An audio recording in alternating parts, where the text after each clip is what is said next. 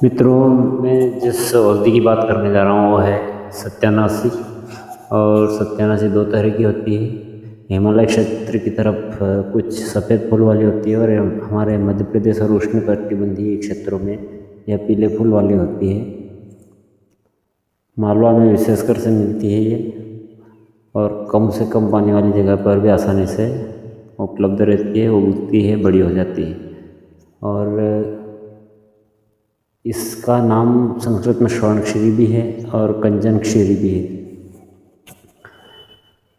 और भी बहुत सारे नाम हैं इसके हमारे देश में। जैसे उत्तर प्रदेश में इसके बीज आग पर डालने से फड़फड़ाते तो फड़फड़िया नाम है। और इसके दाने सरसों के दाने से मिलते जुलते हैं, इसलिए सरसों के दानों में अगर मिला दिया जाए तो समान लगेंगे, फ़र्क मालूम नहीं पड़ेगा। हालांकि इसके बीज सरसों से महंगे बिकते हैं तो व्यापारी तो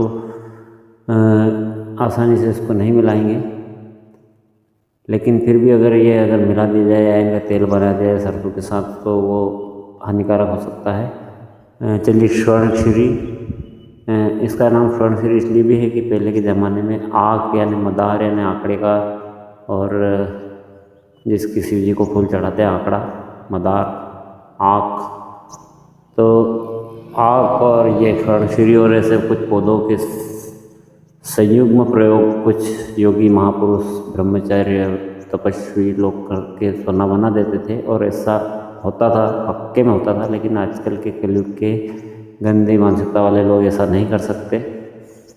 कोई भी कोशिश ना करें, हर कोई इसको संभव नहीं कर सकता, वो योगी लोग ही कर सकते थे। तो सोना बनाने के लिए कोई कोशिश ना करें। और इसके औषधि प्रयोग ये हैं कि यह आँखों पर अच्छा प्रभाव डालती है, और नपुंसकता और जो गुप्त रोग है उनमें भी अच्छा प्रभाव डालती है। और चर्म रोग के लिए तो रामबाण है। इसका एक काजल बनाने का प्रयोग है। पहले वो बता देता हूँ कि इसके जो पौधे में से पीला पीला दूध निकलता है। देखिए आप, ये जैसे जड़ है, तो ये जड़ मैंने तोड़ी, ये काफ़ी लंबी जड़ें निकलती, लेकिन मैंने छोटा पौधा उखाड़ा था कि जड़ कांटे गड़ रहे थे, मुझे कांटे चुभ रहे थे इसके, छोटा पौधा उखाड़ा। ये पीला रस निकलता है ऐसा, जिसको दूध भी बोलते हैं, पीला दूध या पीला रस पूरे पौधे में से निकलता है ऐसा। तो इस रस में रुई भिगो लें और सुखा लें, फिर धूप में एक बार सुखा लें, फिर भिगो लें, ऐसा 2-3 बार भिगोकर सुखा लें। और उस रुई की बाती बनाकर देसी गाय के 100 ग्राम, जितनी बड़ी बाती हो उस हिसाब से घी लें, या 50 ग्राम भी ले लें, छोटी बाती हो तो 50 ग्राम।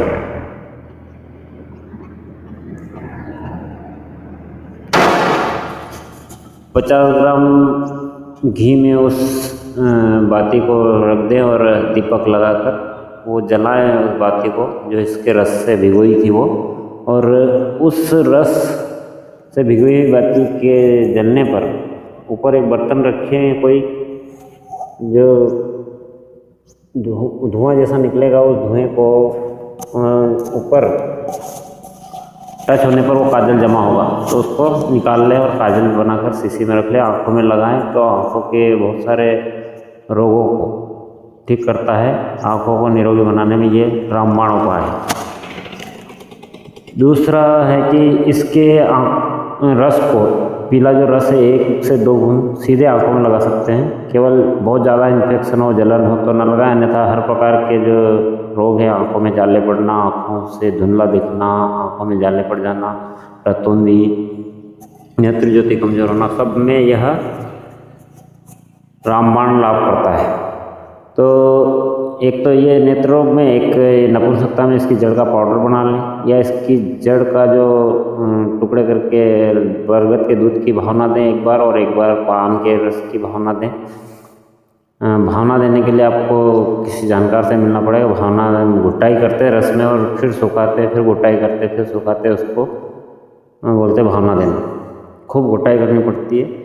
तो जो घुटाई नहीं कर सकते, मेहनत नहीं कर सकते, वो लोग इसको केवल इसकी जड़ का सुखाकर पाउडर कर ले, बारीक बारीक टुकड़े करके सुखा ले और पाउडर करके मिश्री के साथ ले, तो नपुंसकता कितनी पुरानी हो और नपुंसकता किसी भी स्तर की हो, ये स्पर्म काउंट बढ़ाता है, अर्थात मतलब इसकी जल का पाउडर मिश्री के साथ लेने से हमारे शरीर में शुक्राणु की वृद्धि होती है। तो किसी भी कारण से आई हुई नपुंसकता नाम अर्धांगी को यह खत्म कर देगा।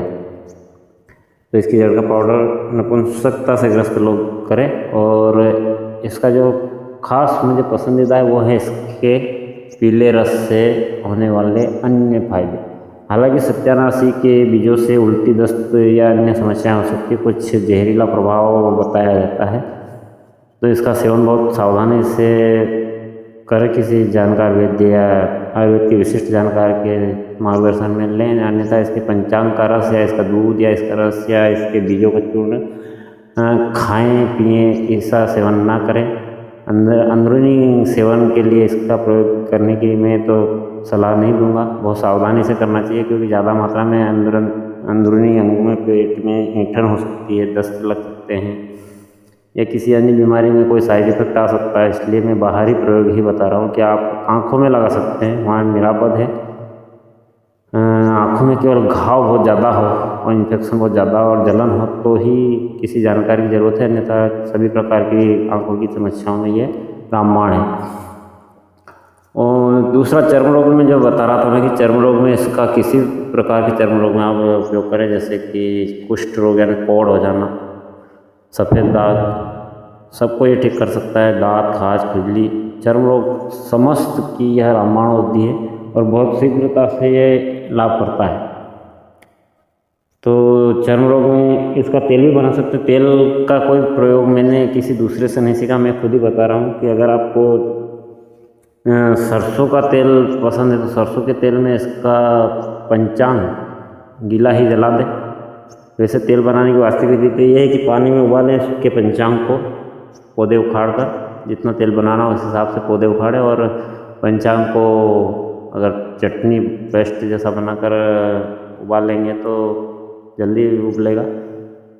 पर पानी जैसे 1 लीटर लिया तो उसको उबालते उबालते आधा लीटर तक लाएं इसके पंचांग को उबालते हुए, और फिर उस पानी को, उबले हुए पानी को, जो तेल है खोपरे का तेल लें और या सरसों का भी ले सकते हैं, लेकिन सरसों का तेल किसी के घाव में जलन करे इसलिए फिर खोपरे का तेल अच्छा है उसमें, या देसी गाय के घी में भी आप इसको पका सकते हैं। उस पानी को उबालते उबालते इतना उबालें कि पानी जल जाए पूरा और केवल तेल घी ही बचे।